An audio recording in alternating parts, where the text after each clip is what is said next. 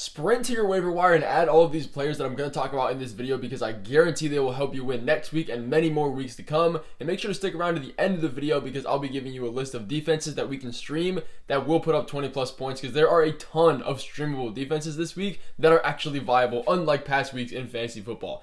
I don't want to waste your time. I'm going to put up a quick list of players that are rostered in over 50% of leagues, but should be your number one priority if they aren't rostered already. And as you're reading, double checking through that list, make sure to subscribe to the channel if you are new. We're reaching a bunch of new people, and I want to make you guys as knowledgeable about fantasy football as you possibly can. That's my mission on this channel. Like the video as well if you do appreciate that fact. But getting into the first waiver wire ad of the week, the best wide receiver is going to be Cedric Tillman. He's coming off a huge game of 7 receptions, 9 targets, almost 100 yards receiving. That led the team in yardage, 2 touchdowns, and also leading the team in red zone targets. Obviously, he had over 180 receiving yards over the last 2 weeks with 2 touchdowns in that span, a 21% team target share as well in those 2 games. Those are very, very solid numbers. Without Jameis Winston in this offense, it is a completely different show. It has turned 180 as far as their efficiency goes. Jameis Winston is going to pass a lot.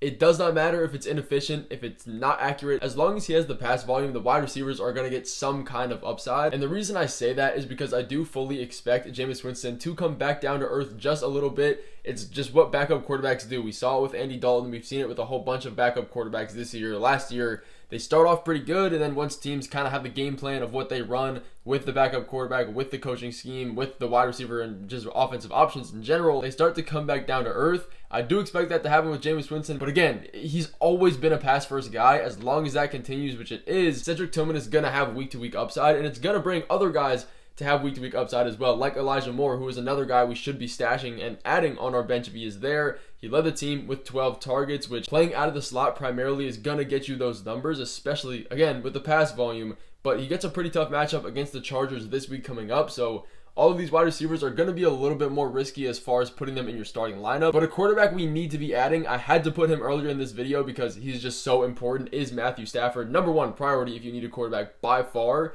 because of the pass volume. He had 34 pass attempts, which led to 279 passing yards for 4 touchdowns last week. Not insanely amazing, but that number is going to solidify and increase now that he has his primary weapons in Cooper Kupp and Puka fully healthy. Those numbers are only going to get better. Last year in the healthy games with both of those receivers, Matthew Stafford was the quarterback 7. Puka had a 35% first read team target share last week. That is very, very valuable, helping this offense move and stay on the field, which is what you want for a quarterback in every single offensive option. Now he gets a matchup this week against the Seattle Seahawks, who are a little bit tough, but they're dealing with a ton of injuries. They're allowing the 16th most points to opposing quarterbacks, but adjusted recently with all of the injuries they're facing, they're more like top 10. But possibly the best data point for why you need to be adding Matthew Stafford, outside of the fact that he's barely rostered in leagues, is that he's the quarterback 5 in pass attempts inside the 10-yard line. The reason that's so great is because all of those touchdowns aren't going to be handed off to running backs for fantasy points that he won't get. 90% of the time, he's going to pass in the red zone, and whether that's to a running back, tight end, receiver, he's going to get those fantasy points. So that really heightens his upside because touchdowns are the most important part of fantasy football. But moving to a wide receiver we cannot be leaving on the waiver wire through this week is Parker Washington. Last year, he saw a little bit of upside when he was filling in this Jaguars offense. In the 2 games that he ever started, seeing over 50% snap share, he had 2 touchdowns and 88 yards. Now he comes out in his second year, seeing his first game really starting this year at a 74% snap share, beating his all-time career highs. That led him to 3 receptions for 4 targets on 46 yards against a very, very tough Green Bay defense. The reason he's worth an add this week and why we want to be picking him up now is because we have Christian Kirk out for the season. That's not really a debate. He's not going to play the rest of the year, moving him into the number 2 wide receiver option behind Brian Thomas Jr. But then you look at Brian Thomas Jr. and he's needing an MRI for a potential rib injury that he suffered last week that took him out half the game. And you also look at Gabe Davis. He's working through a shoulder injury. He's questionable. Like, all of these receiving options for the Jaguars are injured and banged up, which led Parker Washington to lead this team in routes and snap percentage last week. And looking at the Jaguars defense, they're absolutely terrible. They're top 5 in points allowed to every single position in fantasy football: quarterbacks, tight ends, and wide receivers, running backs as well. When you can't stop anybody, you're going to have a ton of pass volume to keep in these games, which is going to keep these wide receivers fantasy relevant, especially if we have Parker Washington as the number 1 or number 2 option moving forward for the rest of the year. That is a really good situation. But another deeper add for people that are in very competitive leagues is Xavier Hutchinson.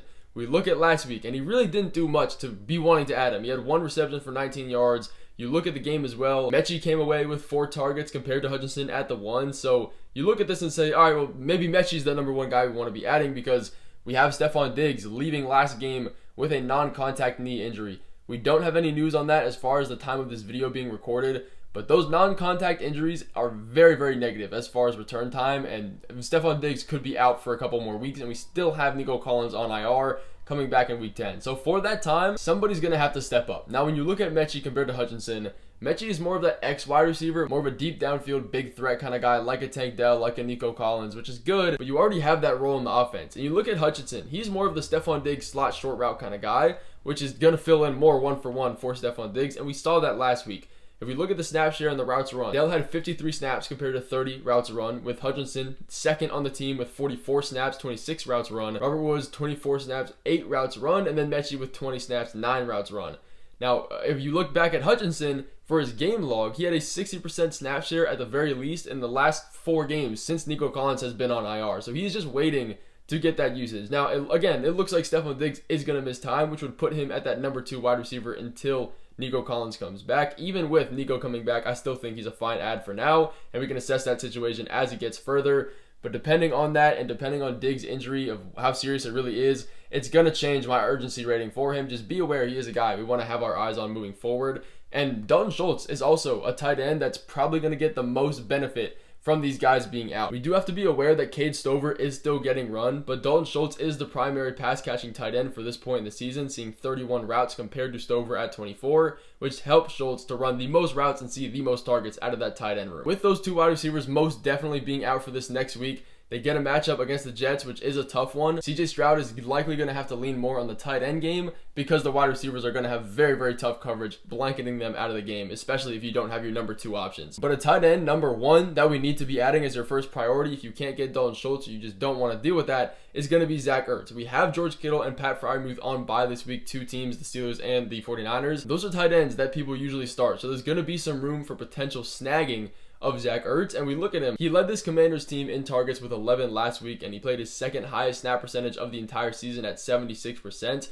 The offense is number 1 in scoring. The passing efficiency is 100% there, which is going to keep him as a safe option every week, especially with the play style that Jaden Daniels has. Even if you don't necessarily need a tight end, the number 1 strat I can give you is look at who you're playing in week 9, who your matchup is projected to be against. If they don't have a top tight end or theirs is on bye, I suggest to go play defense and pick up Zach Ertz, pick up the top tight end option to make them and force them play a lower level option. That is a 10,000 IQ play. You can also look at other people in the standings of your league. If they are above you in standings and they have that same situation of not having a tight end, grab a top guy so they're forced to start somebody bad and have a lower chance of winning their matchup so you can move up in the rankings and make those playoffs. If you appreciate those 10,000 IQ suggestions, hit that like button. I would love to help you all year long. But looking at another guy, Tyler Algier needs to be rostered at this point. Now, we do have to be fair. He is nothing more than an extremely valuable handcuff, but that role itself is worth having on your team. We look at the snaps, 42 for Bijan, 22 for Algier, 13 carries for Bijan, and 12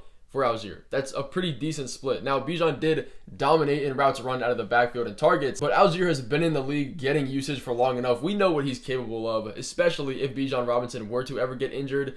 He is a league-winning handcuff, and he already gets usage without him having to be injured, just probably not startable. I hope you're not having to start Algier, but he is a guy we need to be rostering for that reason. We are getting to the later half of the year where it's about time to be rostering those handcuffs that actually have a little bit of value if you have a Bijan Robinson, just because that could completely turn your season around if he does happen to get injured and you don't have the insurance on that. But looking ahead to some defenses we can add this week, I absolutely love this part of the video, and we have a ton of streamable defenses this week. So there is no option and no choice for you to have a bad defense. Number 1, the option is going to be the Chargers here. I've had them in stash videos and previous ads before, so I will go over them quick. It might not be too late to get them. The number 1 thing for streaming defenses is looking at the matchup. They got a matchup against the Saints last week. They put up 12 fantasy points. Now they get one against the Browns, which is another positive one.